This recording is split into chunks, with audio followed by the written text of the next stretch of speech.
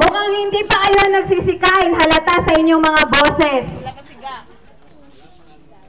Minsan pa, isang magandang umaga po sa inyong lahat.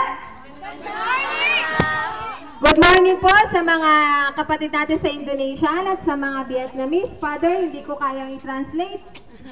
Kayo na lang po Good morning.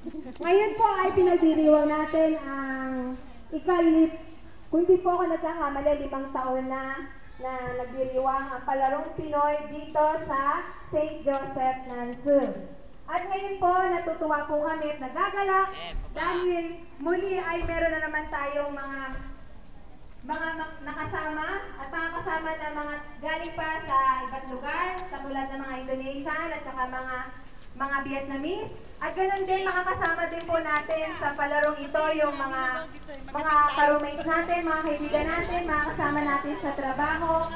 At yung iba po, yung iba dito marahil ay bago pa lamang na makakapaglaro ng palarong Pinoy dito sa Nansung, sa Kaohsiung pa. At ngayon po ay tayo ay magdiwang at yung pong gagawin po natin itong palarong Pinoy ay hindi lang po tayo kung saan ay maglalaro lamang.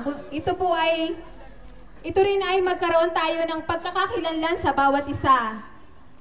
Makilala natin ang ating mga ka-teammates at saka yung muli natin balikan yung tayo ay bata, yung mga laro natin. Siguro alam na ninyo kung ano yung mga lalaruin natin ngayong mga darating na Sabado. Tayo ay magsaya, ipagdiwang natin ang ating ilabas natin ang ating mga talento sa mga susunod na mga araw ng Sabado. Tayo ay, ano pa ba sasabihin ko pa? Yun lang po. At isa pa po doon sa pinakamahalaga na kung bakit tayo ay nagdiriwang ng ganito, upang pasamantala naman nating kalimutan yung mga trabaho natin, mga kung ano mang mga alalahanin natin. Narito tayo upang magsaya. Hindi lang tayo ay magsaya, maramdaman natin yung kakaibang saya ng pagka tayo naglalaro. Nandiyan na nagtatawanan tayo, hindi natin kung ano na yung mangyayari. Basta enjoy lang po natin yung game. Have fun! Yun lang po.